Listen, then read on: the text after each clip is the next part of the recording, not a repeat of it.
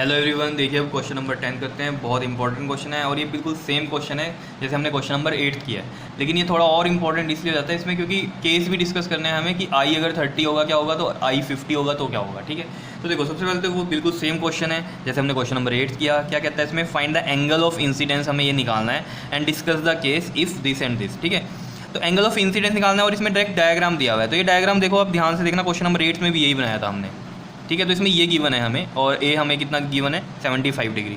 तो ये आई निकालना और वहाँ पर भी एंगल ऑफ इंसिडेंस ही निकालना था। वहाँ पर क्वेश्चन क्या था कि just suffer T I R, just suffer T I R का केस यही बना था, तो वहाँ पर हमने आई निकाला था। याद है कुछ? ठीक है, तो देखो इसी क्वेश्चन में यहीं पर ही कर देते हैं। अगर हम देखो सॉल्यूशन में, देखो ये हमारे पास क्या है, ये नॉर्मल बनाए यहाँ पर एक। ठीक है, नॉर्मल बनाए।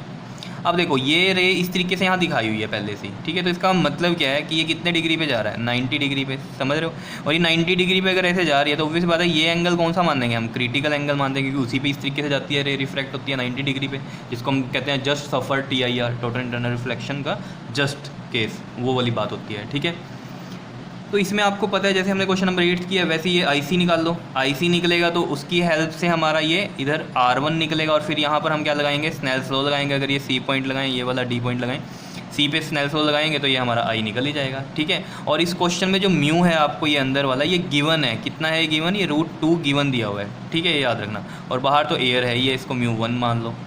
ठीक है, बाहर वाली एयर है। ठीक है, तो देखो सबसे पहले हम क्रिटिकल एंगल अगर निकालेंगे तो लिखते हैं apply Snell's law at D.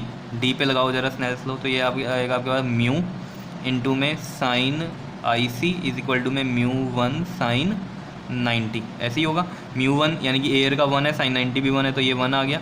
और यहाँ से ये साइन आई सी और म्यू की जो वैल्यू है ये कितनी है हमारे पास, √2। तो साइन आई सी की जो वैल्यू है वो आ जाएगी 1/√2, और 1/√2 अगर आपको पता है तो ये होती है वैल्यू साइन 45 की। तो मैं यहाँ ऐसे लिख सकता हूँ इसको। ठीक है, ऐसे भी निकाल सकते हैं हम।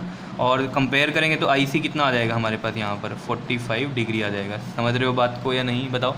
कहीं जगह हम ये इसको साइन साइन कैंसिल भी कर देते हैं और आई सी कितना आ गया हमारे पास 45 डिग्री, ये देखने से ही पता चल रहा है आपको। ठीक है, तो क्रिटिकल एंगल जो है हमारे पास वो 45 डिग्री आ गया। अब हमें चाहिए R1, तो देखो R1 प्लस में R2 इज इक्वल टू में A, तो R1 हमें चाहिए और R2 हमारा आई सी बन गया है। और आई सी कितना है 45 डिग्री और A कितना है हमारा 75 डिग्री। तो R1 आ जाएगा, देखो 75 माइनस में 45 कितना आ जाएगा ये हमारे पास 30। तो R1 आ गया 30 डिग्री। तो हम यहाँ अप्लाई कर सकते हैं सी पे अब स्नेल्स लॉ। क्या इतनी बात क्लियर है? देखो कितना इजी है question. Apply Snell's law at C, C पे लगाओ जरा आप, देखो μ1 बाहर है तो ये साइन, इसको हम आई लिखा है हमने तो आई लिख लेते हैं, sine i is equal to में म्यू साइन में R1। ठीक है, तो μ1 1 है वैल्यू, तो ये आ गया आपके पास sine i is equal to में म्यू √2 है और साइन कितना है हमारे पास R1 30। तो देखो यहाँ से साइन 30 की वैल्यू आपको पता है कितनी होती है 1/2, और ये रहा आपके पास साइन आई। तो यहाँ से देखो साइन आई की वैल्यू क्या हो जाएगी आपके पास, देखो इसको भी अगर हम थोड़ा करें सही तो 2 को मैं √2 इंटू √2 लिख सकता हूँ। √2 से √2 कैंसिल, तो ये साइन आई जो है हमारे पास कितना आ गया 1/√2, और 1/√2 अगेन हम लिख सकते हैं साइन 45 डिग्री की वैल्यू होती है, और ये साइन आई है। तो आई की वैल्यू यहाँ से कितनी आ गई हमारे पास 45 डिग्री। तो एक आंसर तो ये आ गया, एंगल ऑफ इंसिडेंस जो हमें निकालना था 45 डिग्री का आ रहा है, और क्रिटिकल एंगल कितना आ रहा है इसमें 45 डिग्री, दोनों ही आ रहे हैं सेम ही। ठीक है, अब मेन कहानी क्या है, ये कह रहा है कि केस डिस्कस करो अगर आई 30 हो। अब देखो समझने की बात है। ठीक है, पहले हम फर्स्ट केस डिस्कस करते हैं। If i equal to 30 degree, देखो 30 डिग्री अगर आई है तो इसका मतलब आई हमारे पास जो आया वो कितना 45 डिग्री। अब वो कह रहा है अगर 30 डिग्री हो तो क्या होगा, तो यानी कि इंसिडेंस एंगल कम है। अब देखो अगर इंसिडेंस एंगल कम है यहाँ पर तो ऑब्वियस सी बात है ये वाला R1 भी क्या होगा, कम ही होगा, क्योंकि अगर बाहर वाला कम हो रहा है तो ये R1 भी उसकी रेशो में कम ही रहेगा। क्या इतनी बात क्लियर है या नहीं है? अब देखो अगर ये R1 कम हो गया, समझ रहे हो, तो इधर वाला ये जो क्रिटिकल एंगल लिखा है हमने ये R2 होता है वैसे तो ये R2 क्या हो जाएगा, इंक्रीज़ हो जाएगा। देखो कैसे, ये आपको पता है R1 प्लस में R2 इक्वल टू में A होता है। अब ये जो एंगल है ये तो फिक्स है 75 डिग्री का, ये थोड़ी चेंज हो रहा है। ठीक है ना, हम इंसिडेंस एंगल चेंज कर रहे हैं। इंसिडेंस एंगल 30 डिग्री हुआ यानी कि ये कम हो गया हमारा जो आया है उससे। 30 डिग्री अगर ये हुआ है तो हम कह रहे हैं उसकी रेशो में R1 भी क्या होगा, कम होगा, ये डिक्रीज़ हो जाएगा। अब देखो अगर ये डिक्रीज़ हो रहा है तो ऑब्वियस बात है R2 को क्या होना पड़ेगा, इंक्रीज़ होना पड़ेगा ना, ताकि A की वैल्यू फिक्स रहे। अगर R1 यहाँ से कम हो गया और R2 पहले वाला ही रहा तो A तो कुछ और आ जाएगा और A थोड़ी चेंज हो जाएगा, एंगल ऑफ प्रिज्म थोड़ी चेंज हो जाएगा। तो इसका मतलब R1 अगर कम हो रहा है तो यहाँ से इस इक्वेशन से आप समझ सकते हो कि R2 क्या हो रहा होगा, प्रैक्टिकली भी इंक्रीज़ होगा ही, लेकिन मैथमेटिकली भी समझ लो अगर ये डिक्रीज़ हो रहा है R1 तो R2 इंक्रीज़ होगा ही होगा। जैसे इसका सिंपल सा एग्जांपल मान लो, जैसे मान लो A की वैल्यू 10 है, ठीक है, और R1 है जैसे आपके पास पहले है 4 और जो R2 है वो है कितना है 6 है।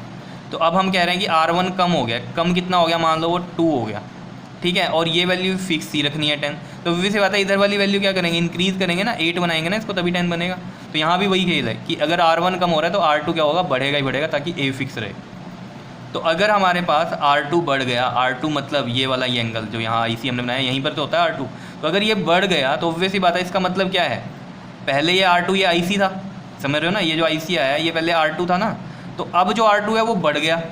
अब जो R2 बढ़ गया तो इसका मतलब क्रिटिकल एंगल से बढ़ गया, वो पहले वाले R2 से बढ़ गया ना R2, तो इसका मतलब पहले वाला R2 क्या था, IC था, उससे बढ़ गया। तो क्रिटिकल एंगल से अगर वैल्यू बढ़ जाएगी यहाँ पर तो इसमें क्या होगा, TIR होगा, समझ रहे हो या नहीं, ठीक है। तो देखो इसको हम लिखते हैं यहाँ पर, तो मैंने ये बात यहाँ पर लिख भी दी है कि it means angle is less then incidence, समझ रहे हो, जो ये एंगल है और जो हमारा एंगल ऑफ इंसिडेंस था 45 डिग्री, इससे क्या हुआ है, ये लेस हुआ है, तो ये लिखा it means angle is less than the incidence. Then क्या होगा, R1 ऑल्सो लेस होगा, बताइए मैंने आपको बात, अगर यहाँ पर ये I कम हो गया तो ये वाला R1 भी क्या होगा, कम हो जाएगा, और R2 इंक्रीज़ कर जाएगा इस इक्वेशन से। तो अगर R2 इंक्रीज़ कर रहा है इसका मतलब यहाँ पर है ना R2, तो इस IC से ये इंक्रीज़ कर गया R2, क्योंकि IC भी पहले R2 ही है।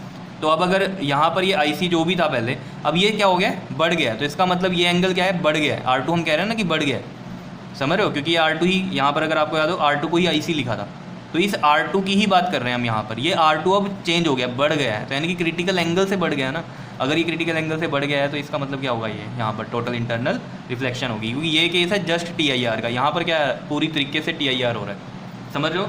अब देखो सेकंड पार्ट में वो कह रहा था I कितना हो जाए, 50 डिग्री हो जाए, तो देखो इसमें भी वही बात है, हमारे पास जो I है वो 45 डिग्री है, तो यहाँ पर क्या हो रहा है, बढ़ रहा है I 50 डिग्री हो रहा है, यानी कि बढ़ गया है। अब देखो अगर I बढ़ेगा तो ये R1 भी बढ़ेगा, समझ रहे हो, देखो इसी इक्वेशन से, जैसे R1 प्लस में R2 इक्वल टू A, ये तो हमें पता है अगर ये एंगल बढ़ रहा है तो R1 भी बढ़ेगा उसकी रेशो में, ठीक है। अब R1 बढ़ रहा है तो R2 क्या होगा, कम होगा ना, क्योंकि A तो फिक्स ही रहना है। तो R2 कम है, इसका मतलब यही वाला R2 है, और ये पहले IC था, ठीक है ना, तो जो पहले था IC या जो R2 था उससे अब एंगल क्या हो गया, कम हो गया, समझ रहे हो, क्यों, क्योंकि हमने इंसिडेंस चेंज कर दिया। तो यहाँ पर ये वैल्यू क्या हो गया, कम हो गया, यानी कि क्रिटिकल एंगल से कम वैल्यू है, तो फिर तो TIR नहीं होगा, समझ रहे हो इतनी बात, ठीक है। तो वही बात हम यहाँ पर लिखेंगे, तो ये मैं लिख देता हूँ यहाँ पर।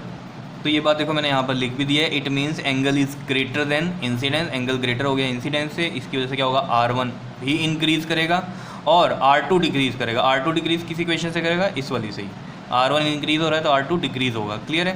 तो इसका मतलब R2 क्या हो गया, IC से कम हो गया, तो IC से अगर कम है तो ऑब्वियसली बात है कोई TIR नहीं होगा, और इसका मतलब जो रे है वो कैसे निकल जाएगी, बाहर निकल जाएगी, रे आउट लिखा हुआ है, no TIR take place and ray out, clear है, क्योंकि यहाँ से फिर वो ऐसे बाहर निकल जाएगी, क्लियर है, समझ में आया क्वेश्चन।